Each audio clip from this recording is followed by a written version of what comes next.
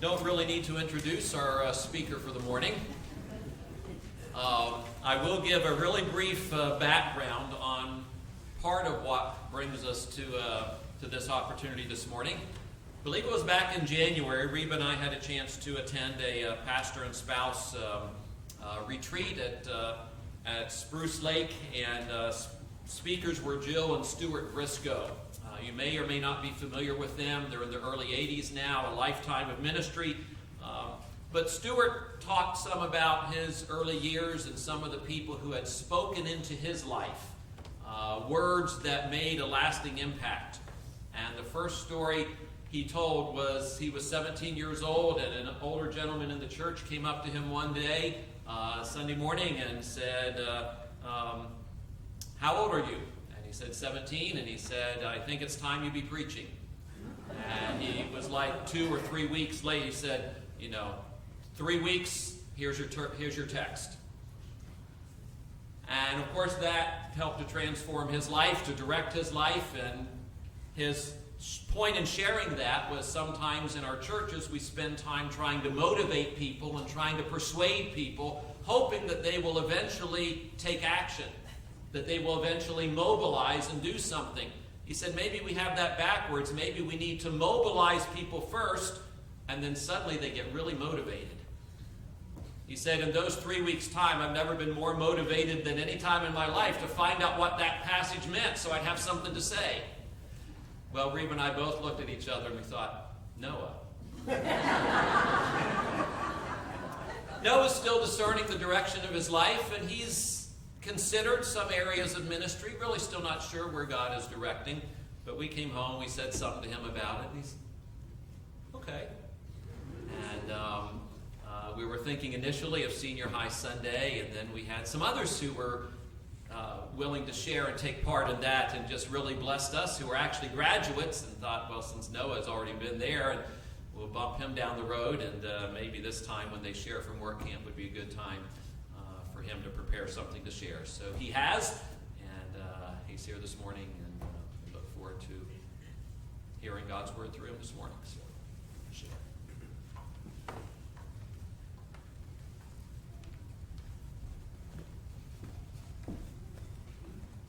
Well, he's right about the fact that, well, I relate to him, to this, what's his name, Briscoe, because before I wrote this sermon, I'd never been motivated before in my life, I don't think. And somehow I managed to get like 6-7 pages out of this sermon, and I mean, for English, I got like 5, and that was really rough. So the fact that this came out was like, wow, like obviously there was some motivation. In past, I've worn a lot of bow ties, and sometimes I've worn straight ties, and I've gotten a lot of yelling at for wearing straight ties, and you guys must be like raging right now because I'm not even wearing any tie. So that being said, I guess that's good because I don't want to be distracting today. God's speaking, not me. I'm speaking, but it's... Let's not think about that later. I am speaking. Listen to what I have to say. I'm going to talk about glory. What is glory?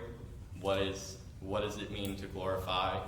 For me, that's always been a tough subject. Like, I would hear glory and it didn't really mean anything, and I wasn't really sure what it meant. I hear throughout my life, glorify God, glorify God, glorify God, and if you don't know what glory means or what it means to glorify, that's kind of hard to do. So, well, first let's read this verse. It's from 1 Corinthians 10:31. It says, "So whether you eat or drink or whatever you do, do it all for the glory of God." So that's how we know that we should glorify God, but that's just the start of it. We don't know how, and we don't know what it means. So I'm not saying you don't, I'm just saying from my perspective, if you're anything like me, you hear all of that and you think, well, what do I do with that? I would discard it in general, in my younger years because I didn't know what to do with it. So, in my mind, I thought it meant something like magnificence or something outstandingly beautiful. So like if someone said, that's a glorious sunset, that's something you might hear someone say, and if you're anything like me, you heard that and you're like, okay, so it's beautiful, it's a beautiful sunset, I guess that's it. So glorious is synonymous with beautiful in my mind, but then even making that connection, you think, well, that doesn't really make sense. How does anything I do make God more glorious or more beautiful? So I kind of discarded it again, and it didn't really make sense. So what I did come up with, the best I could do, was eventually thinking, well, I need to make God happy, and I need to follow his commandments. And if I do that, well, then I'm glorifying God, right? That's the best I could come up with, And yes, that's true. That is very true. That's glorifying God. But you could just do what you figured out, or you could actually go in depth more and figure out more meaning, and then it will mean more to you, and that's just a better way to go. So there's much more depth and meaning to it, and that's what I'm going to talk about today, because at this point in my life, I've gotten a better understanding of it, and since it's something I struggled with before, I'm going to share it. Thankfully, there are a lot of verses to talk about glory, verses that reference it, and a few of them, I'm going to share some from Exodus, and just some context so you know where we are in Exodus. This is after the Ten Commandments, and I think it's after the Ten Commandments. Don't worry about anything else. It's after the Ten Commandments, and this is, God gives them, they're traveling, whatever, they're going places, and God gives them very, very detailed instructions to build the tabernacle. The tabernacle was where they put the Ark of the Covenant. There's very detailed instructions. Put this curtain in front of the Ark. You gotta have this altar, in front of the curtain with stuff on it, beautiful, glorious stuff. This gold-plated stuff. You gotta have 7 candles. I think it was 7. And a whole bunch of stuff. And it was very detailed. It's like, do this, do this, do this. God's always very detailed like that, and he's like, this is what you do. And so they did that, and this verse says, then Moses set up the courtyard around the tabernacle and altar and put up the curtains at the entrance to the courtyard, and Moses finished the work. But did he really finish the work? Well, yeah, but it wasn't finished. He finished the work that God told him to do. But the next verse says, then the cloud covered the tent of meeting, and the glory of the Lord filled the tabernacle. So God had them do everything they could do, but the tabernacle wasn't complete until the glory of the Lord filled it. So in all its majesty, it was amazing. I would say, kind of like this church, I love the building, I love the look of it. I look around, it's got lovely blue carpet and white walls that are beautiful. And what is our church if it's not filled with God's glory? Another very notable verse is from Isaiah 6:3, where it says, and they were calling to one another. This is referring to angels, a group of angels. They were calling to one another, holy, holy, holy is the Lord Almighty. The whole earth is full of his glory. So that's great. The whole earth is full of his glory, but what does it mean? How is the whole earth full of his glory? Well, Psalm 19:1 is a great example of how, and I'll read that. The heavens declare the glory of the Lord. The skies proclaim the work of his hands. So the skies proclaiming the work of his hands. This brings us to nature. God's creation, nature.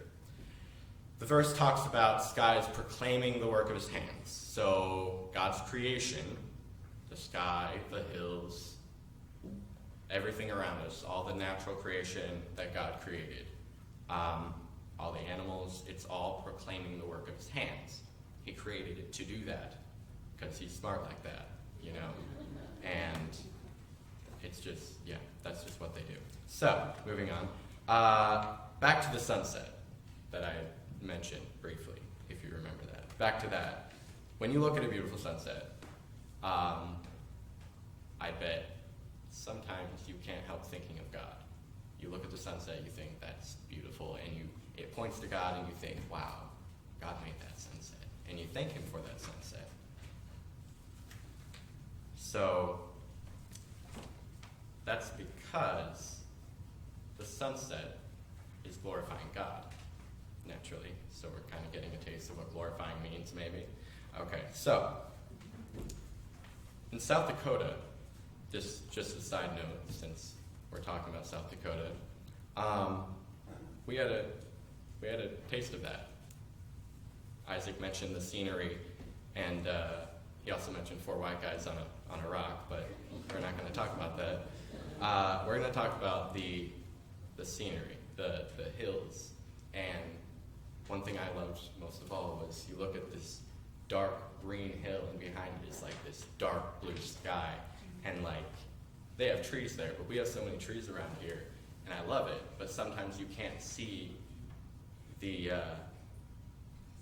exchange between a green hill and a blue sky, and then clouds above it, and there were places in South Dakota where it was just that, and I just thought, like, how amazing, because, you know, the difference between place to place, you know, you go to South Dakota and you haven't experienced something quite like this before, and you're like, you know, you think you've seen it all. At 19, I haven't seen it all, but you think you've seen, you know, what there is in creation. You think, oh yeah, I know what trees are, I know what hills are, I know what the sky is, but have you seen a hill with the sky right behind it?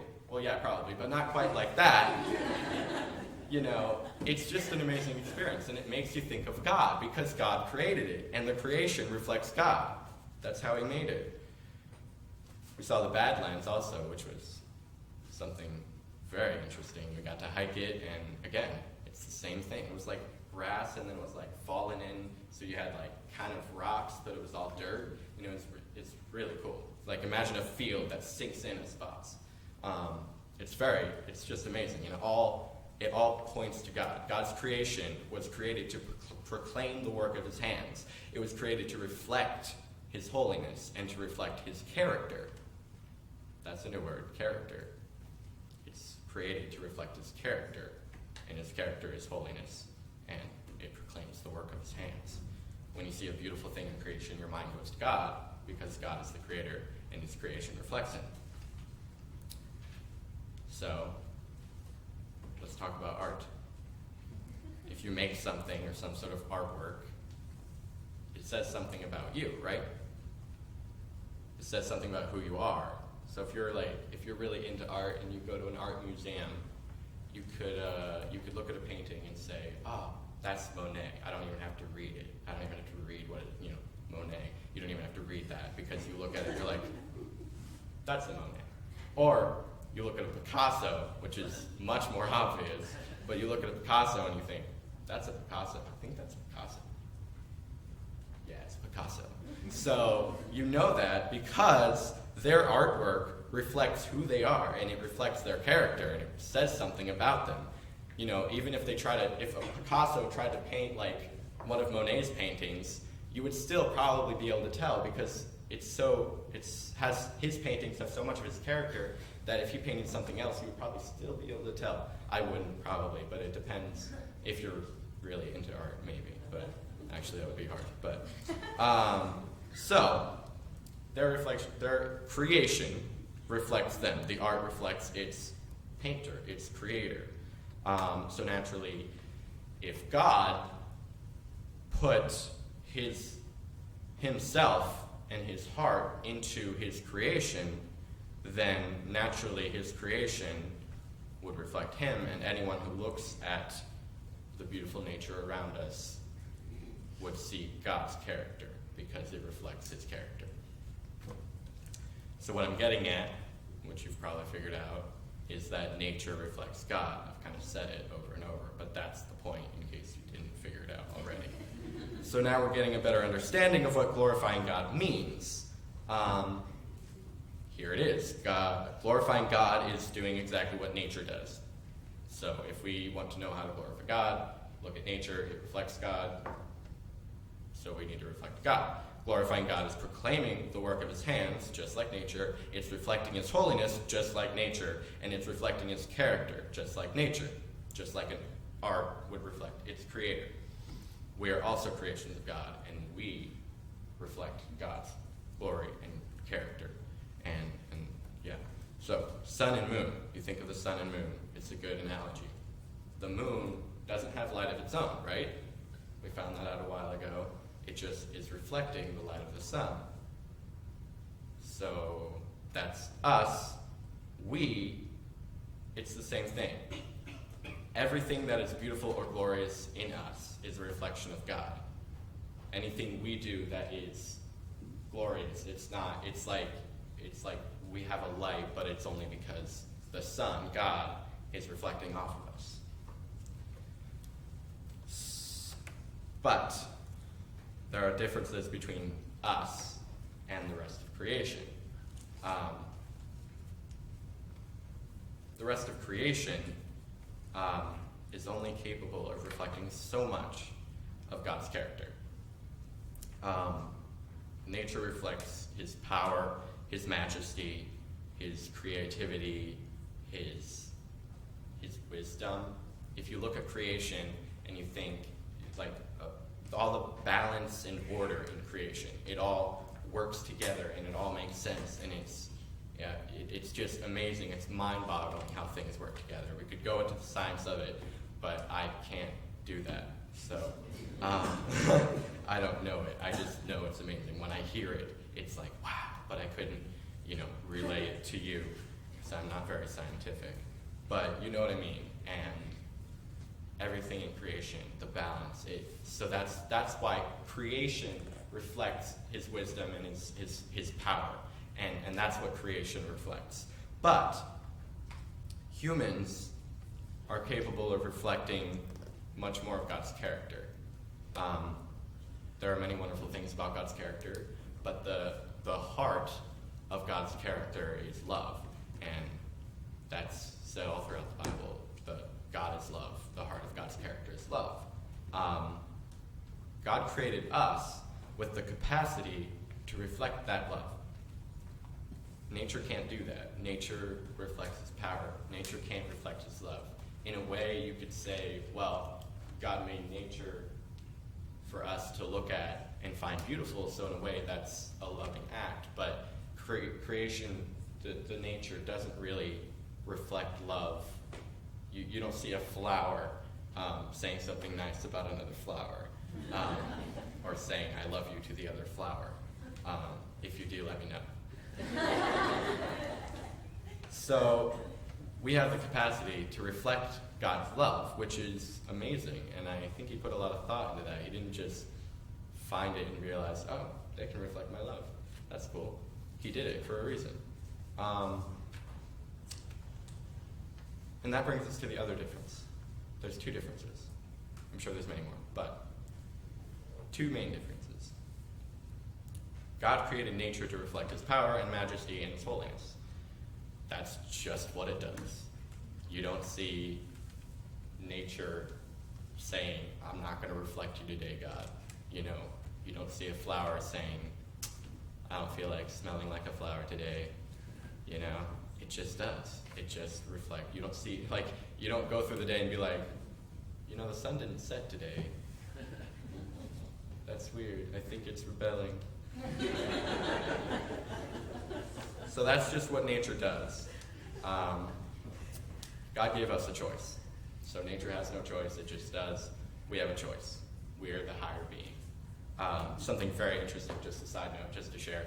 The two highest beings are humans, us, and angels. And they're the only two who ever rebelled.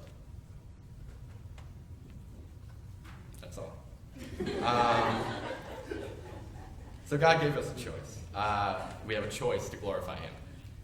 We can either choose to glorify him or not to glorify him. We have a choice to love or not to love. It's a choice. And that's why when we choose to love, that's why it's so special. Because it's not like, oh, that was nice, but husband and wife. Husband brings the wife flowers. It's like, yeah, that's nice, but that's just what you do. There's choice in the matter. That's why it's nice to bring someone flowers. So we have a choice to love or not to love. Obviously, our goal as Christians and our purpose as God's creation is to glorify Him. We know that. We glorify Him by reflecting His character, and we reflect His character when love is at the heart of our character, just like God.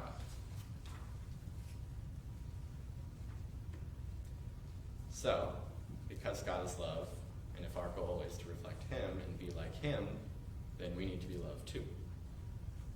1 Corinthians 13, 4-7. I forgot to put it in my notes, so I'm going to read it. If I can find it.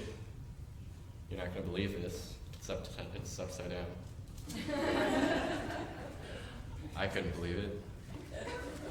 Love is patient, love is kind. It does not envy, it does not boast, it is not proud, it is not rude, it is not self-seeking, it is not easily angered, it keeps no record of wrongs.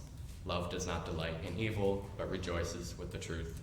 It always protects, always trusts, always hopes, always perseveres. I'm not going to go into much detail about that. You know that verse, hopefully you know it now.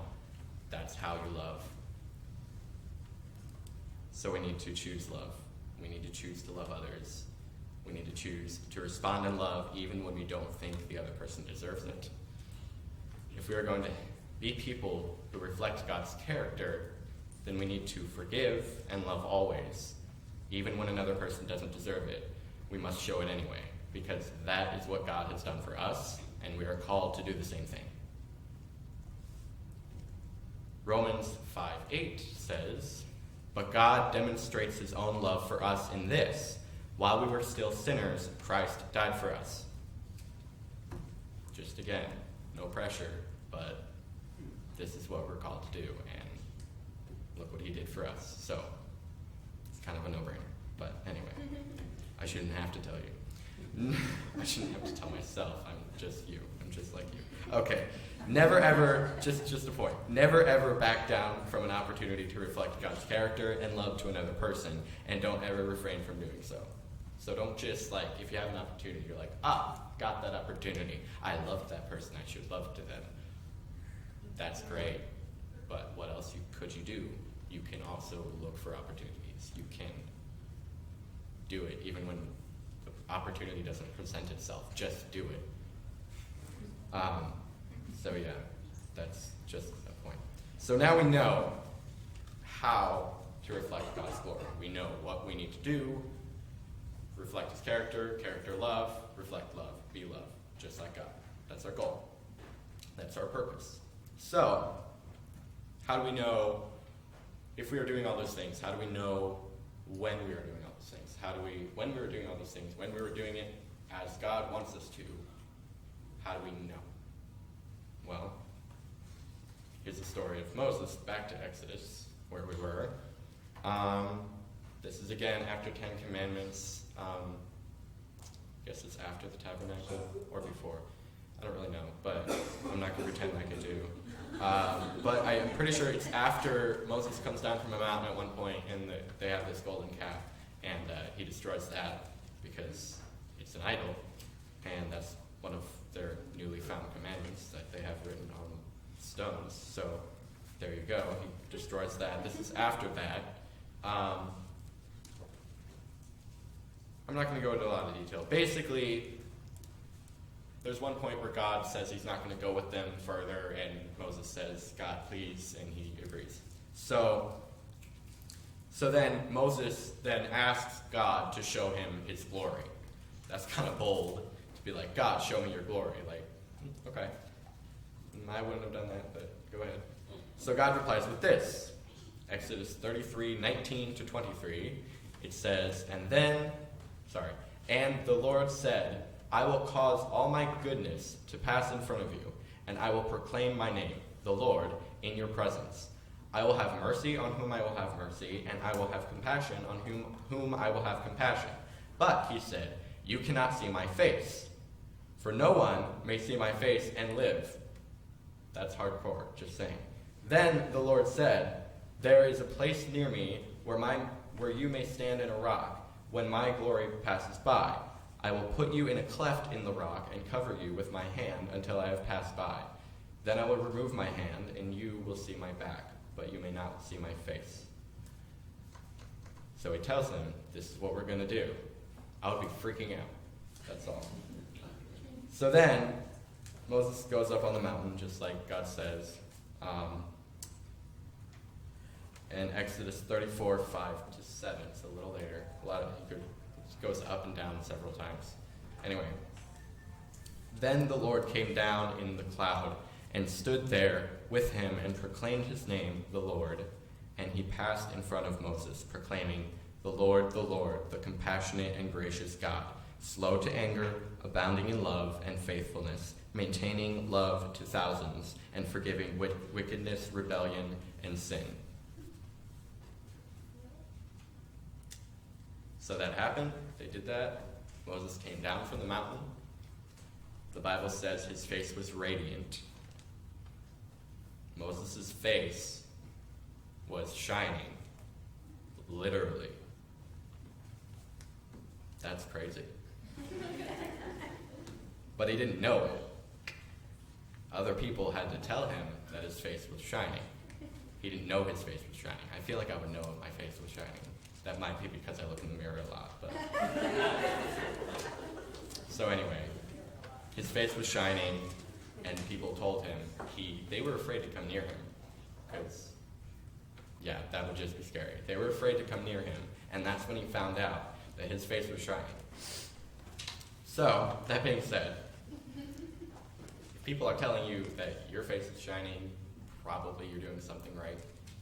Obviously, they're not actually going to be like, your face is shining. But if they're like, dude, you're really reflecting God's character. If people tell you, that's a good thing. Because you may go around and think, oh, I'm doing these good things, I'm being a good person.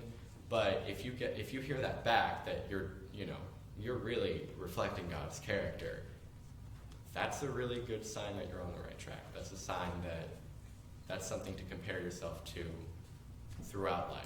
If you have a time where you know from other people that you're reflecting God's character, compare yourself to that throughout your life, because that's a point you were at, and that's a point you can go back to. So how does this all relate to work camp, besides all the scenery and all the beautiful things that we saw there in God's creation? Besides that, how does it relate? Well, there's the creation side of it. Creation has no choice. We have a choice. We chose to go to work camp. We chose to show God's love to the people at work camp. We chose to do the work without complaining. Just the fact that we did the work was a blessing to them. And that reflects God. Whether we know it or not, that reflects God. And work camps are one place where people tell us our faces are shining. And that's one place where you know if you are glorifying God. If you go to work camp and you're not glorifying God, they're not going to tell you your face is shining.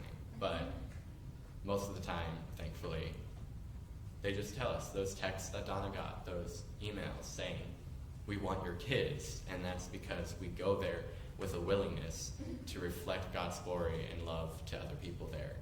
And that's how it relates. And then, if you've been on a work camp, you probably know that you leave being given more than you've given. You get more than you receive more than you give. Because you may go in thinking, I'm going to bless some people this week. I'm going to really bless some people. And then you come back having blessed people and having them blessed you back more than you blessed them, even, it seems. So we had that, definitely, for sure. The people there were amazing. They were loving. This is how I compare it. So if you're up here, people are nice. But then you go down south, they're really nice. There's no comparison. You go down south, you're going to have a great time. That's just how it is. Because people are kind, people are they're just great. Anyway, so that's kind of like this reservation in my mind, because that's what they reminded me of. They're so loving and reflecting of God's character, of God's love. They reflect it like crazy. And, just a simple hi and hello that you exchange with someone, you can just see it in their eyes. They're looking into your eyes, and you can just see it. They're reflecting God. So that was a blessing to us. That's how the other way it also relates to the work camp. Specifically, one man I want to talk about. His name was Gus, right? That wasn't the last guy, right? Okay, Gus was this guy. And we thankfully got to experience a sweat lodge, which, if you don't know what that is, it's a purification ceremony. When I heard we're going to do a sweat lodge, my mind literally automatically went to a bunch of guys with just towels sitting in a bright room with wooden benches and these rocks in the middle that they keep pouring water on, and they're sweating. Well, this was much worse. It was a little dark hut with it was a frame of sticks, and it had a whole bunch of canvas, and it looked like ripped up coats just thrown over it to seal in the heat. And so we went in there, and you get in there and you're like, ooh, the door's open, there's a breeze coming in, this isn't going to be that bad.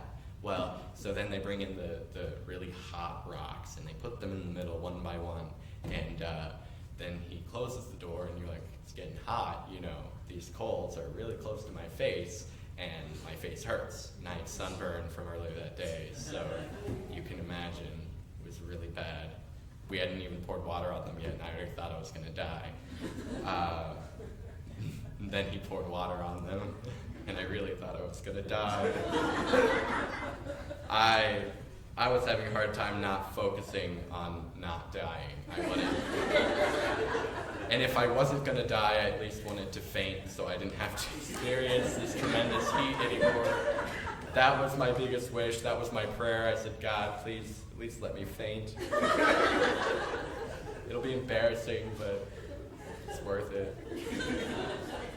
So then, even though I wasn't able to focus on my prayer, as Gus would say, he led us through this. He's a Lakota Christian, which in my mind was the biggest blessing of the trip, because people in the past have done sweat lodges with people who they know the ritual and they're not Christians, so they lead you how they lead you.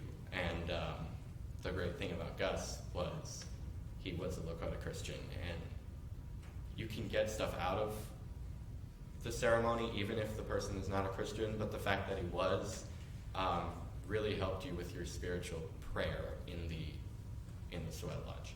And one thing that I was actually able to focus on besides the heat was Gus's praying. And he's prayed like I've never heard anyone pray ever before.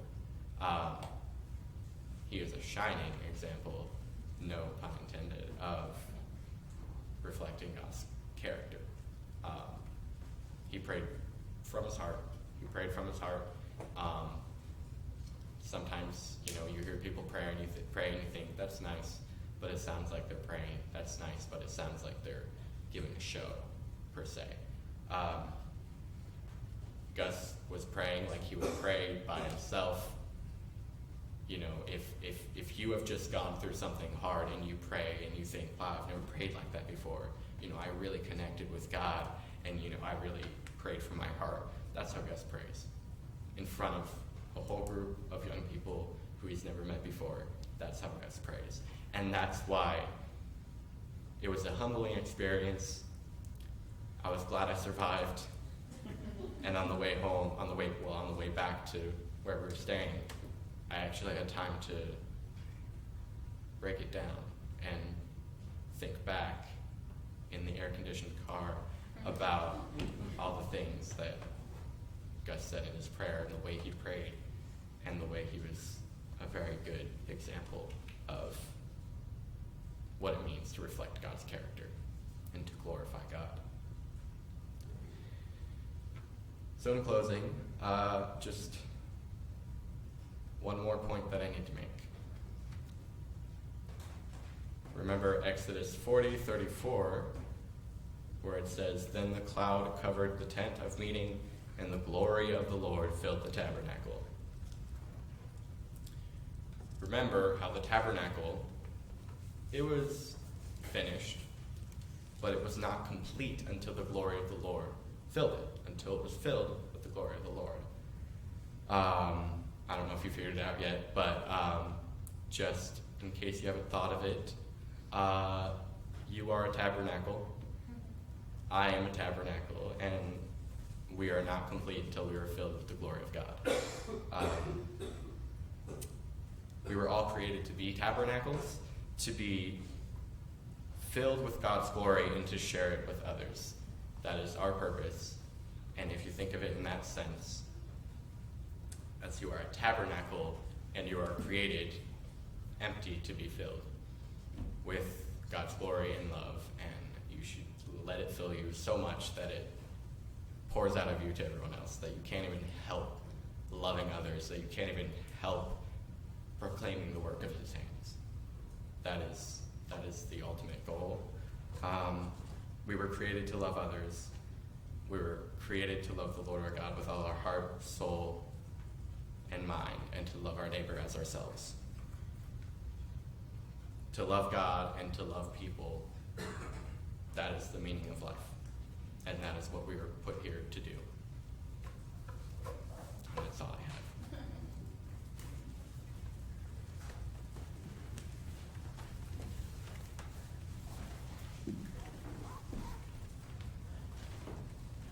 Thank you, Noah. For being God's channel and reflecting his glory in your life today. You can see in your bulletin we don't have a closing hymn listed, but we're still going to sing together. And it was Noah's request that the praise team include a song that's becoming rapidly meaningful to many of us, "Behold Our God." And thought he'd like to close with that again. So we've already sung it once, going to invite, but he forgot to tell them.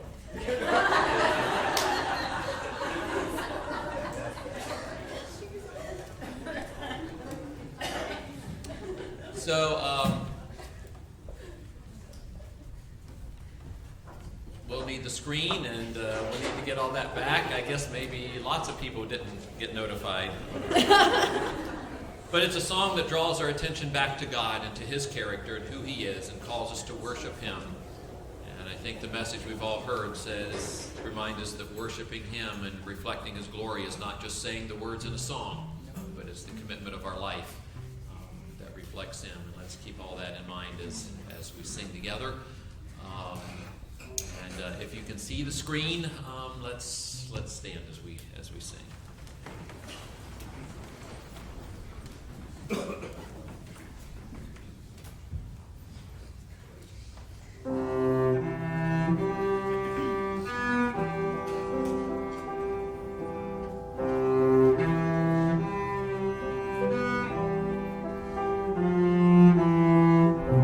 has held the oceans in his hands? Who has numbered every grain of sand? Kings and nations tremble at his voice. All creation rises to rejoice.